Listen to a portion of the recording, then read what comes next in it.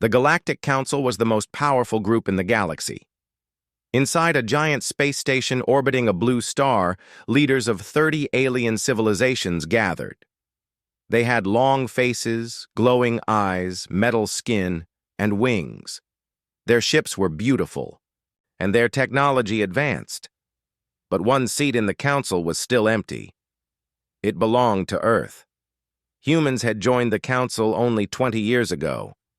At first, they were welcomed. They shared new ideas, strong machines, and fast learning. But over time, the other species grew afraid. "Humans are dangerous," said a tall insectoid alien. "They grow too fast," added a snake-like delegate. "They fight among themselves." "What happens when they fight us?" whispered a gray-skinned diplomat. The room grew cold. At the center of the chamber, a voice spoke loudly. "This session begins now. The topic? Earth's membership." The vote was about to happen. Earth Speaks Ambassador Rachel Stone stood before the council. She wore a dark suit with a small Earth flag on her shoulder. Her voice was calm, but her eyes were sharp. "We came here with peace," she said. "We shared everything, science, medicine, trade. But yes, we are strong. We are fast. We adapt." She looked around the room. "Is that why you fear us?" No one answered. She stepped closer. "You can remove us today. But remember this, humans never stop. When we fall, we rise stronger." A loud buzzer sounded. The vote had begun. Each delegate pressed a button. A screen appeared in the air. Earth's status, pending, 5 seconds, 3 seconds, vote complete. The result flashed in red, Earth, removed from the Galactic Council. Shock and silence. Rachel did not move. Her aide whispered, "They really did it." The council speaker said in a cold voice, "Earth is no longer a recognized member. All trade, travel, and communication is to be shut down. Effective immediately." Guards stepped forward. Rachel smiled sadly. "I understand." She turned, walked, slowly toward the exit. But before leaving, she stopped and looked back. "You will miss us," she said. "And when we return, it won't be for a seat." Back on Earth, the news hit Earth like a thunderstorm. Anger, confusion, betrayal. Across cities and colonies, people gathered in silence. Screens showed Rachel's last words. On the moon base, soldiers clenched their fists. In deep space, human scientists shut down alien research projects. In Mars Command, General Marcus Vane watched the council vote in replay. He stood, his voice like steel. "They want to cut us out?" He looked around the room. "Then we stop asking." The Black Directive days. Later, Earth's top leaders met in a hidden bunker. No cameras, no reporters, just decision-makers. A file was opened. Black Directive 01-IT had only one line. "If they do not want us at the table, we will build our own empire and rule the stars." The room was silent. Then, slowly, each person signed the directive. A new path. Begins factories across Earth changed focus. No more trade ships. Now they built warships, silent, fast, and deadly. AI programs once used for science were rewritten for battle. Orbital rings were turned into shipyards. Children were taught not about peace, but about power. The Terran banner, a black flag with a burning star, was raised in secret. Earth had been removed from the galaxy's seat of power. But now, they were building something stronger, something darker. The galaxy had moved on. After. Earth was kicked out of the Galactic Council. Most aliens believed humans would fall apart. Some even laughed. They thought Earth would beg to return, but Earth never begged. Instead, Earth vanished. No human ships were seen. No messages sent. No colonies visited. It was like Earth had disappeared into the dark. A forgotten threat years passed. The Council focused on other problems: trade deals, border wars, new science projects. Only a few old diplomats still remembered the human ambassador's warning. When we return, it won't be for a seat. But no one listened, until strange reports began to spread. Whispers in deep space a cargo ship went missing near the Black Zone, the area once controlled by Earth. An alien patrol found the ship later. It was floating in space, untouched. But something was different. Its memory logs were wiped. No signs of violence, no weapons fired, no crew. Only a single symbol was left on the hull. A black star, burning, the symbol of Earth's new secret empire. The Terran Dominion. Inside the Dominion, while the galaxy slept, Earth had been building. Underground labs on Mars created battle AIs, machines that could fight without rest. Moon bases became training grounds for super soldiers. Old colonies that once held peaceful farms were now filled with orbital cannons and stealth fleets. Humans no longer asked for peace. They trained for war. The Shadow Fleet General Marcus Vane, now Supreme Commander of the Terran Dominion, stood aboard the TDS Vengeance, Earth's first Black-class warship. He looked out the window at space. Behind him were 50 more ships, hidden in silent mode. Each one had cloaking shields. Each one could destroy a planet. Vane turned to his officers. "We were thrown out," he said. "Now we return, not as guests, but as rulers." The officers nodded.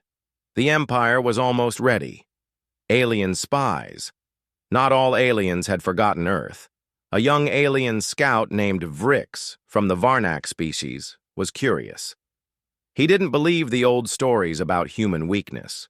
He stole a small ship and flew toward the Black Zone. There, he saw something terrifying. A huge station, shaped like a metal claw, floated in deep space. It was building ships, hundreds of them. He scanned it secretly, but then his ship stopped. The power failed. All screens went dark.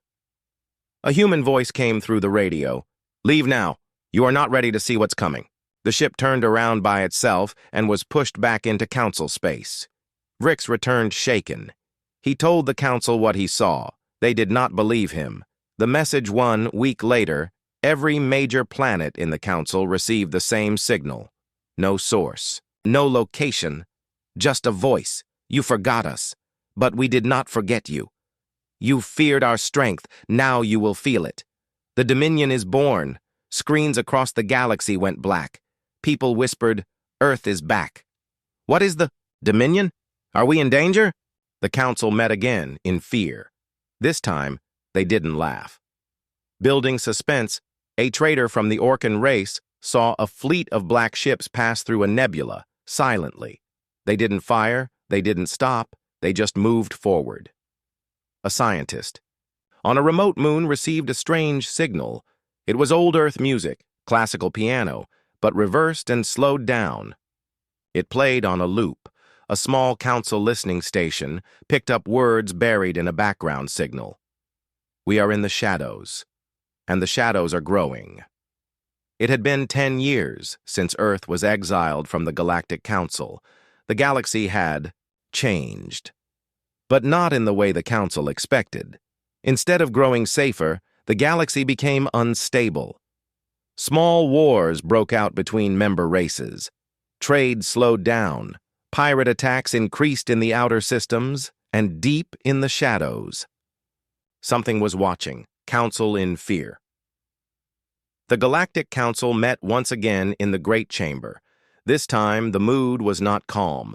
Alien leaders whispered to each other. Some were angry, others were scared. Recent reports were spreading fast. Black. Ships, human symbols, new colonies under Terran control. Council Speaker Zynar, a tall creature with glowing skin, banged his staff. "We voted them out. Why are they back?" An insectoid ambassador answered, "Because we let them grow, in silence, in shadows." "Now," a robotic delegate added, "they return stronger and different." First contact, again, in a neutral system called Arion 9, a council trade station floated in peace. Suddenly, alarms sounded. 10 unknown ships had jumped out of hyperspace, sleek, black, silent, no life. Signs were detected. Then, one of them sent a simple message: prepare to receive a Terran envoy. A small ship detached and flew toward the station. Inside stood a man in dark armor. His face was calm, but cold. His name, Commander Eli Ward of the Terran Dominion. He walked into the meeting room, silent. The council guards pointed weapons at him. He didn't flinch. "I bring no war," he said, "just a message." He handed over a black data pad.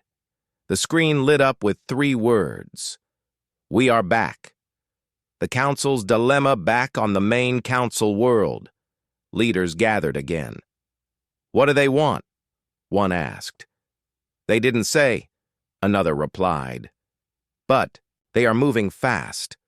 1 planet a week joins them." A map showed Terran ships surrounding smaller alien systems, offering protection. Some aliens accepted, gaining new weapons, food, and technology, but others said no and were never heard from again. Terran rule. Begins across the stars, new laws were enforced by the Dominion. No council rules, only Dominion orders. Their soldiers were fast and trained. Their ships could disappear and reappear in seconds. Planets that once laughed at humans now feared their name.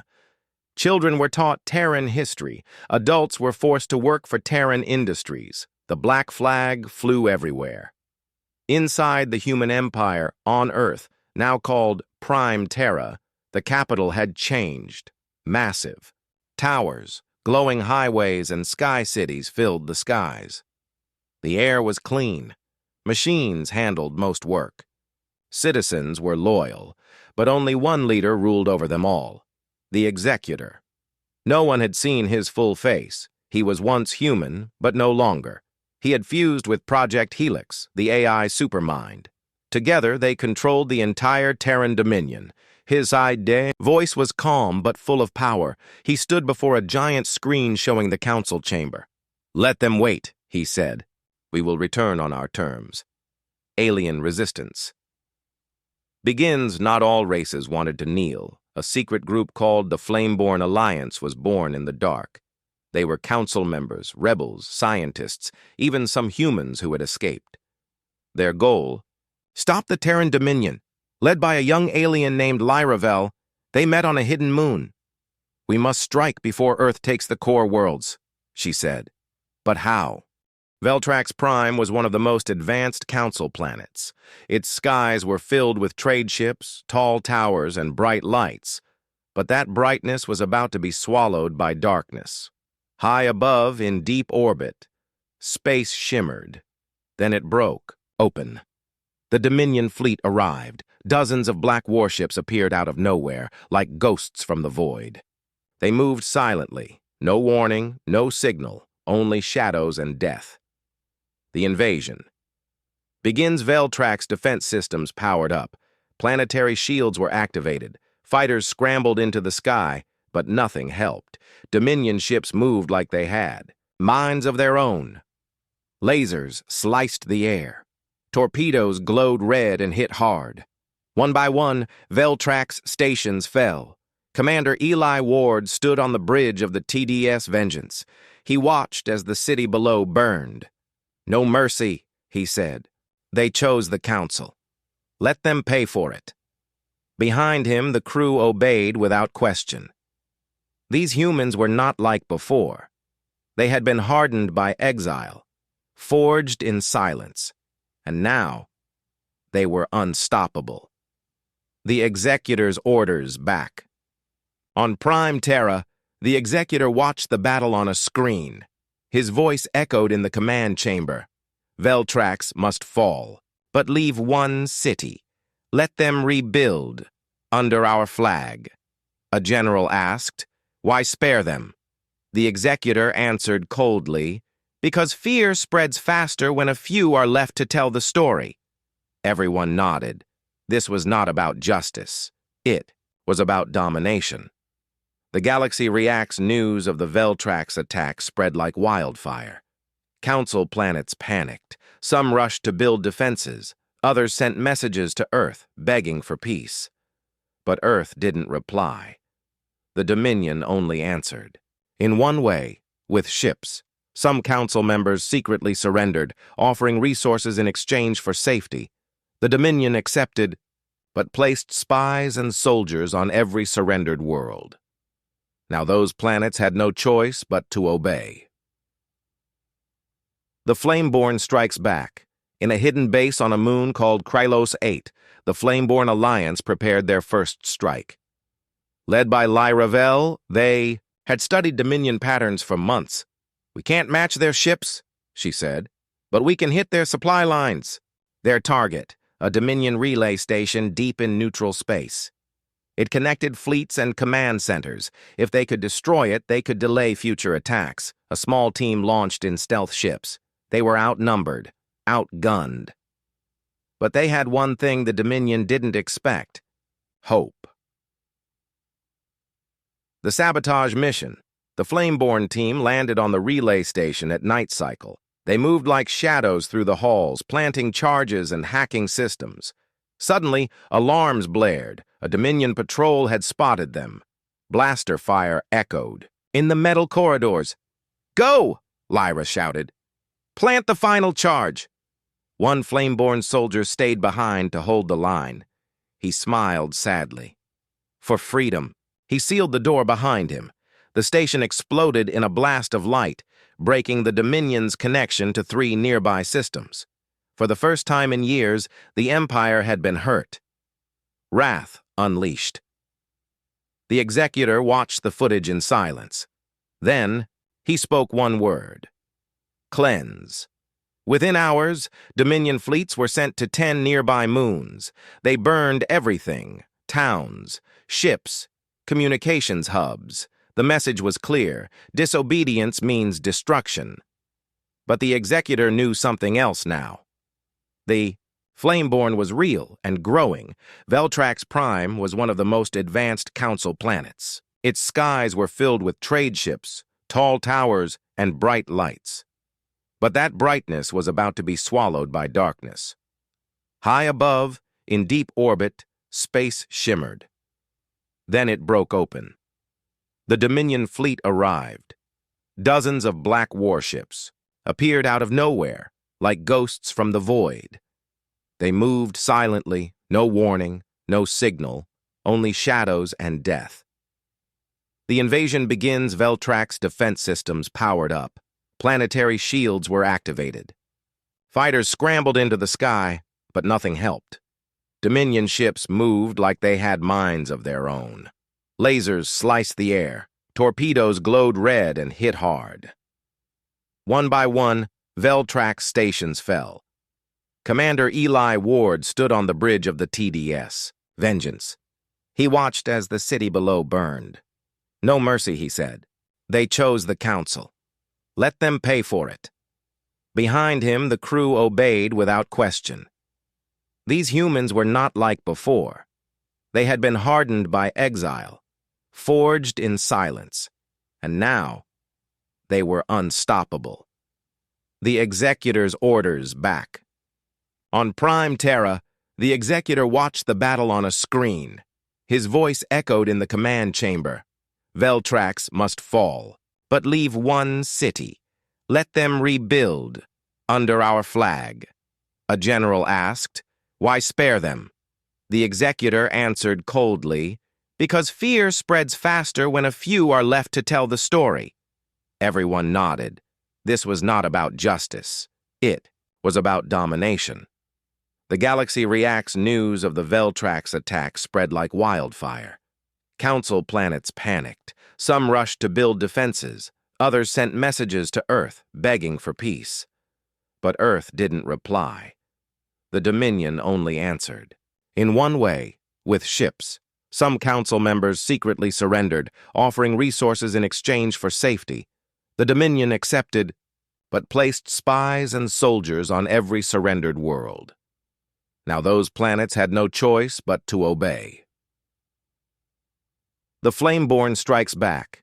In a hidden base on a moon called Krylos 8, the Flameborn Alliance prepared their first strike. Led by Lyravel, they had studied Dominion patterns for months. "We can't match their ships," she said, "but we can hit their supply lines." Their target, a Dominion relay station deep in neutral space. It connected fleets and command centers. If they could destroy it, they could delay future attacks. A small team launched in stealth ships. They were outnumbered, outgunned. But they had one thing the Dominion didn't expect: hope. The sabotage mission. The Flameborn team landed on the relay station at night cycle. They moved like shadows through the halls, planting charges and hacking systems. Suddenly, alarms blared. A Dominion patrol had spotted them. Blaster fire echoed. In the metal corridors. "Go!" Lyra shouted. "Plant the final charge." One Flameborn soldier stayed behind to hold the line. He smiled sadly. For freedom. He sealed the door behind him. The station exploded in a blast of light, breaking the Dominion's connection to 3 nearby systems. For the first time in years, the Empire had been hurt. Wrath unleashed, the Executor watched the footage in silence. Then he spoke one word: cleanse. Within hours, Dominion fleets were sent to 10 nearby moons. They burned everything: towns, ships, communications hubs. The message was clear: disobedience means destruction. But the Executor knew something else now. The Flameborn was real and growing. The galaxy held its breath. The Flameborn Alliance had exposed the truth. Not all humans followed the Executor, but the Executor didn't care. He wanted to remind the galaxy who was in control. And so, the Hellstorm Protocol was activated. It was not just war. It was a warning. The first target, Solinar 3, was a small Flameborn base. It had farms, repair docks, and innocent families. But the Dominion saw it as a message. 3 massive black ships arrived above the planet. They didn't speak. They didn't send a warning. They just fired. Blue fire fell from the sky, burning everything. The forests turned to ash. The air itself caught fire. When the flames ended, the planet was silent. Over 1 million lives gone. Rhea's grief, Rhea Morgan, watched the destruction from a Flameborn listening post. Her hands shook. She had known people on Solinar 3, friends, fighters, children. They didn't even fight back, she whispered. Lyravel stood beside her. "This is what we're up against." But Rhea's eyes burned with a new fire. "No! This is why we can't stop." Council finally moves. The Galactic Council, once broken and silent, now acted after. Years of weakness, the last 12 members voted. For the first time in history, all races agreed. We go to war. Each species sent its best ships, pilots, and weapons. It wouldn't be enough to match the Dominion's strength, but it would be a beginning. The first strike. The Flameborn and the new Council fleet planned a mission. The target, a Dominion signal tower on the moon Nexus V, used to control Hellstorm-class weapons. If they could destroy it, they could slow the fire. Rhea led the attack. Stealth ships darted through enemy lines. Fighters engaged Dominion drones in tight space battles. Lasers flashed across the black sky. Rhea's ship was hit, but she kept flying. She dove into the tower's heart and released a special bomb. The explosion shook the moon. The tower collapsed in fire. Dominion Hellstorm systems went dark in 6 sectors. Executors fury back on Prime Terra. The Executor stood in silence. Project Helix spoke calmly. Moon Nexus V destroyed. Hellstorm interrupted in Outer Rim. The Executor turned slowly. This is the second time she escaped. He stepped forward, face hidden behind his black mask. Enough. Send the Oblivion Fleet. The most feared armada in Dominion history. Its job was simple: total elimination. Inside the Oblivion Fleet, The Oblivion fleet wasn't just powerful, it was merciless. Artificial commanders, ships without windows, no crew, only machines. They needed no food, no rest, no orders. Once launched, they didn't stop until the mission was complete. Their orders: find the rebel, destroy her, burn everything she touched. And they were already moving. Rhea's last stand begins. Back at Flameborn HQ, Rhea and Lyra looked at the incoming data. Oblivion fleet detected, 30 ships. Heading for Eros Ring, said Lyra. That's our base, Rhea whispered. They had no chance against that many ships. Unless they did something desperate, she pointed at the map. We take the fight to them. Lyra blinked. You mean attack? The fleet? No, Rhea said. We attack Earth. Lyra's eyes widened. But Earth is the heart of all of it. Cut the heart, the machine dies. Earth stood like a fortress in space, protected by defense grids, surrounded by hundreds of warships, and ruled by one man, the Executor. He had built the Dominion to protect humanity, but now he had become its greatest threat, and someone was coming to stop him. Her name was Rhea Morgan.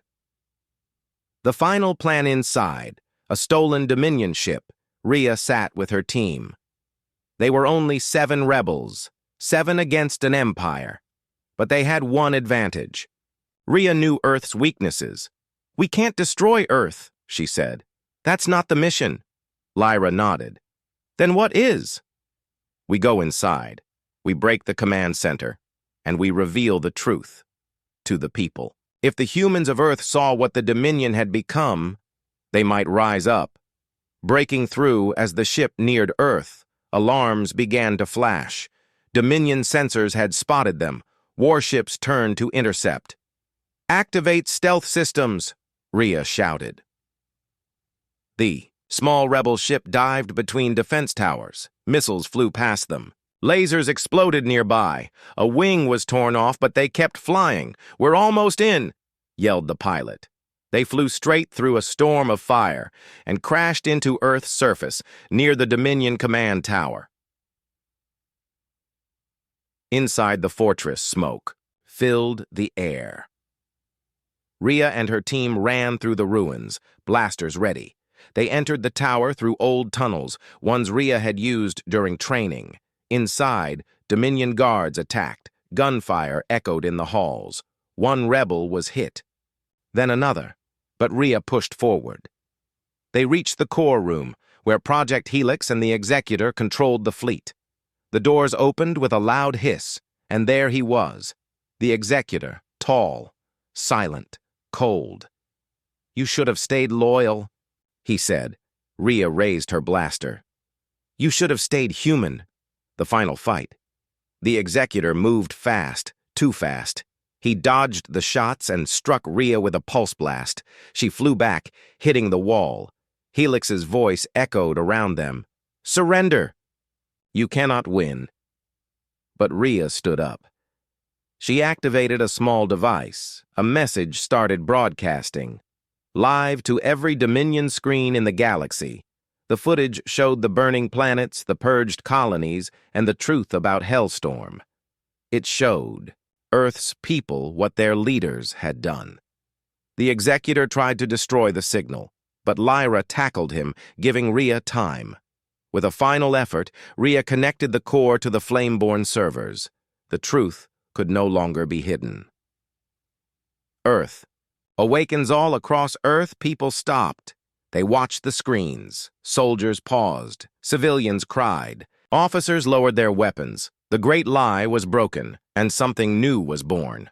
Rage, not against aliens, but against their own rulers, against the Executor. The fall begins. The Executor looked around as explosions rocked the tower, Earth's own. Soldiers had turned. Rebel flags rose over military bases. Ships refused to obey commands. Helix's systems were failing. You were made to obey, the Executor growled at Rhea. She stared back, eyes calm. No, I was made to choose. And with one last press of a button, She shut Helix down. The lights flickered. The war ended. 1 week later, Earth had changed. The Dominion was broken. The Council returned, this time with humans welcomed as equals. Rhea stood at a memorial, watching. Families light candles for the lost. Lyra came up beside her. "You did it," she said. "No," Rhea replied. "We did." Above them, new ships flew. Not warships, but exploration vessels, built by all races, together.